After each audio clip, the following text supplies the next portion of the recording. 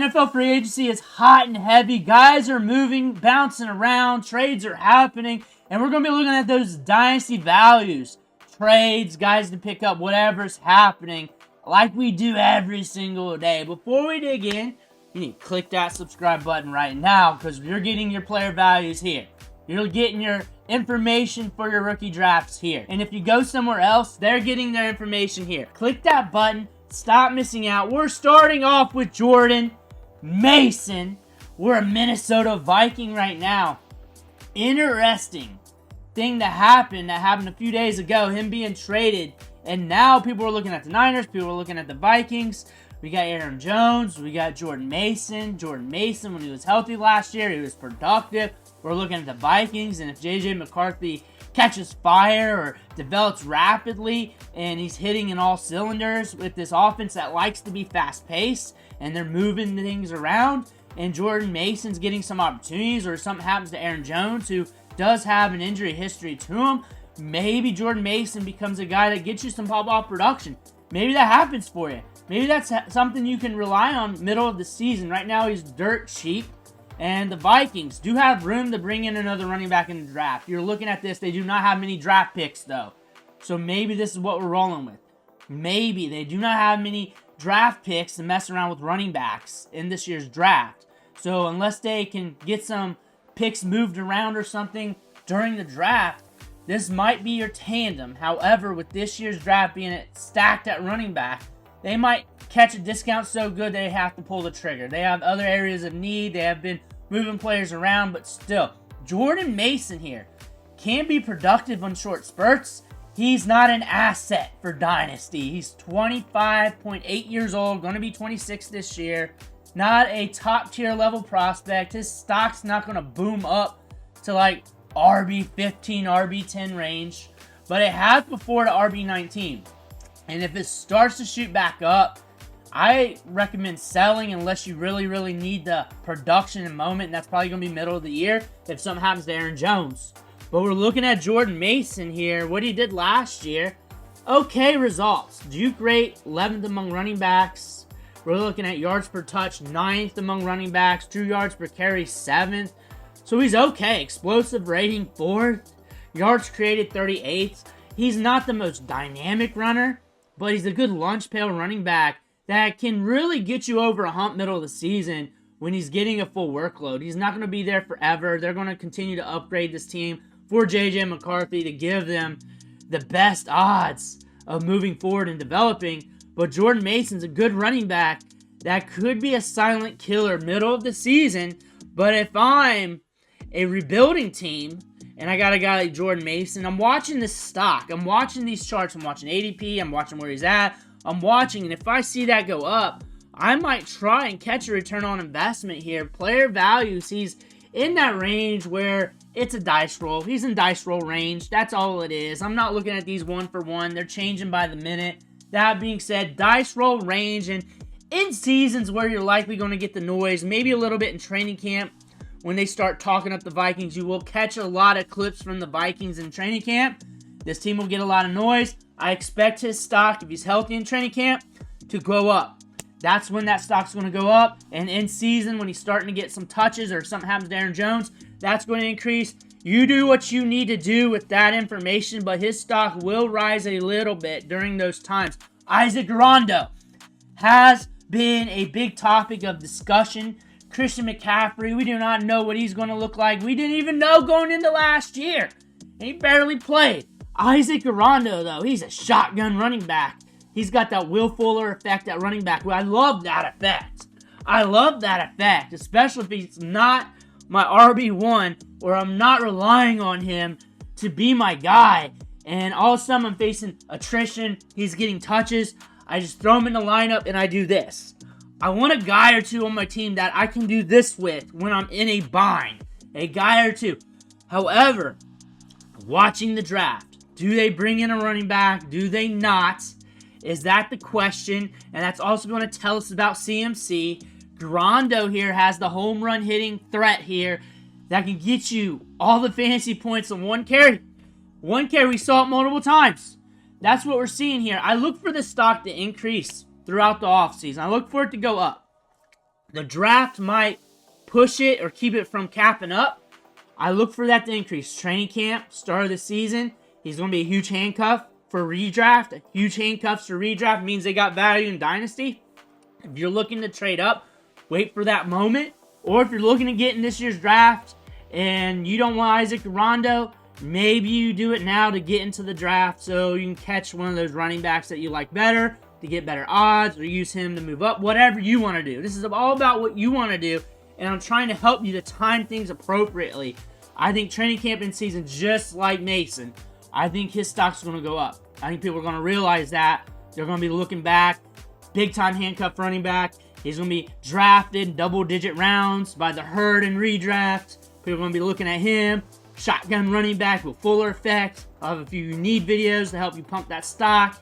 Isaac Guerendo, big-time back here. You're looking at the results here. Again, home run hitter, his numbers, his efficiency metrics ain't going to really show that too much because it's the Will Fuller effect. A lot of nada, bam. Nada, bam. That is Isaac Guerendo. So I'm not really looking at that because we get that 4.3 speed. We got those highlights. We get it all in one play. We get it all in chunks, and that's okay. That's okay. I know what I got. I got my asset class established with him, and I'm going to roll with that. And it's whether or not you want to buy in, sell out, it's on you. It's on you. And we're in this weird range here where it's a dice roll. Because the Niners are a dice roll. They've been a little bit crazy this offseason. They're not trustworthy this offseason. You don't trust them. But the one thing about Guerendo here, we know he got that home run hitting speed. We're in dice roll range. You just got to tread the waters here. I do like this year's draft class at running back. And if he can get you where you need to be, maybe that's your option for the long term. Cooper Kupp, going to Seattle. Going to be a Seattle Seahawk here. Short A-dot guy. Should soak up some volume. We got Darnold there at quarterback. Wide receiver 52 in the rankings. It's popped up a little bit. People are starting to have a little bit of interest in him again. I'll say this because I got him on a couple of my main teams. I've been trying to sell him for like the last 3 years and I couldn't get it done. So you're not really going to get it done now. So take whatever you can get if you're looking to sell or if you're thinking about it. Because I've not been able to get anything. Unless your league's different, it's a little bit more fluid. Enjoy it. But a lot of people are going to say, buy, sell, buy, sell. It's you got to play real life when you talk about this stuff. Honestly, Cooper Kupp, obviously, value's going to go up a little bit. Maybe a little bit more in season. Look at the last few years, though. There's a lot of gaps. There's a lot of gaps in this productivity chart. There's a reason why. And we're also over 30, a 26% target share, and 8 out of 7.6. That screams, hey, we're getting volume, but the 8 so low, that's going to be volatility. You can throw that out the window with Seattle, but it's not like you're going to be pushing him downfield. That 8 could bump up to 10 at the highest.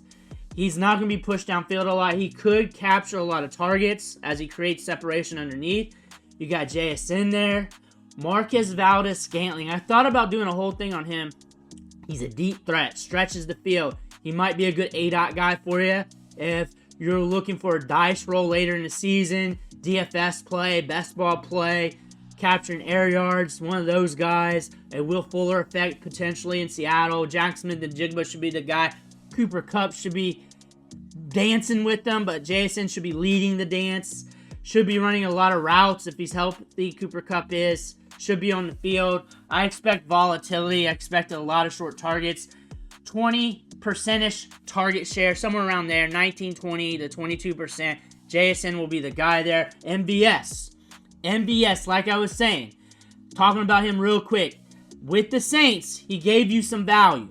He was a redraft dandy. 11.2 target share, but the A-dot of 17.4. The Will Fuller effect. What do we like about the Will Fuller effect? If I'm jacked at wide receiver, I built my core wide receivers, I got my Jamar Chases, Justin Jeffersons, I'm able to get a package of top flight wide receivers, but I got to round out this back end, and I'm not getting any of those top tier lottery tickets for the long term. Guys like this, and not just him, but it's a profile, it's an asset class.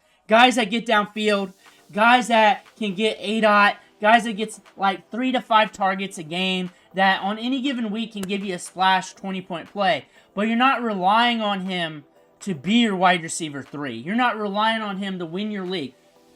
If that core breaks down in season, which you got like a 50-50 shot of that happening, a guy like this, you throw him in the lineup during the bye week or injury week, close your eyes, you pray. You pray brings in that deep ball. Him versus jabroni waiver wire wide receivers, they're only going to get you to baseline average maybe. They might be a little bit more steady to get you 9 points. All in all, that's not going to win your league. That's not going to win your week. Might as well shoot for the gusto that week, pray, and then hope your player comes back. Miles Sanders going to the Dallas Cowboys. One thing is, do we agree with this? I don't agree with their moves, but it is what it is. And looking at this for Dynasty Fantasy Football, Miles Sanders had some moments last year where he was getting more work than what people realized. He had a couple games where he ran 20-plus routes. He could be effective in the passing game. He is a training camp dandy. The Panthers stated all along they wanted to use 2 running backs. They stated that it was going to be a battle for touches. And then Chuba Hubbard played his ass off. Miles Sanders did not. I look for Javonte Williams and Miles Sanders to be tight through training camp to an extent. We get in season. Javonte Williams' vision, ability to stay healthy, the ability to grind it between the tackles. He got a lot of targets last year with the Broncos. I look for that to win out. I look for Miles Sanders to catch a lot of buzz during training camp. That would be the time to sell out because he pops in training camp. He pops in training camp. Not just on the highlights, but to the coaches. To the coaches. Because they were saying that him and Chuba was going to be a battle up to week 1. And then when the chips were on the line, when they got blew up by the Saints, they're like, we can't do this anymore. We can't do this anymore. And they deeply, badly wanted 2 running backs. Badly. And they couldn't do it anymore. Also, it's not like they can't draft another running back. They're just more flexible in this draft. The deal's not huge for Miles Sanders. They can move on from him. He may not even make it through training camp with this team. They might draft another running back and say, well, that was a waste of our time. Move on to this rookie. Maybe they draft 2 rookies. It's been a long time since they've done that. But they're telling us they want to be flexible in the draft. There's some good meat and potato picks they can roll with first 2 rounds. Maybe 3rd round, 4th round, they go running back. They're telling me right now they're going meat and potatoes. Edge, linebacker, early, offensive line, early. Maybe getting Booker if somebody falls, maybe trading up. That is what that's telling me. That's why I do all those mock drafts. That's why I do all those mock drafts. That helps you guys. That's what that's telling me. They want to be flexible, and they're looking meat and potatoes, not sexy. But again, Javonte Williams, talking about him. I think he's end up going to be the guy with good vision. He's the guy they went after first. He's the guy that they probably looked through the draft they wanted, but they couldn't get him. Javonte Williams is probably going to get you okay production with the Dallas Cowboys. There's a threat. They still draft another running back. Running backs from round 6 and up are going to be a problem in this backfield. That is the thing. Like running backs round 6 and up is a problem for any backfield. So it's not guaranteed he's cheap, but not as cheap as he was. It is what it is, per words of Max Holloway. Let me know what you're thinking in the comments below. Make sure to hit that subscribe button on the way out. Thank you for watching. Catch you on the next video.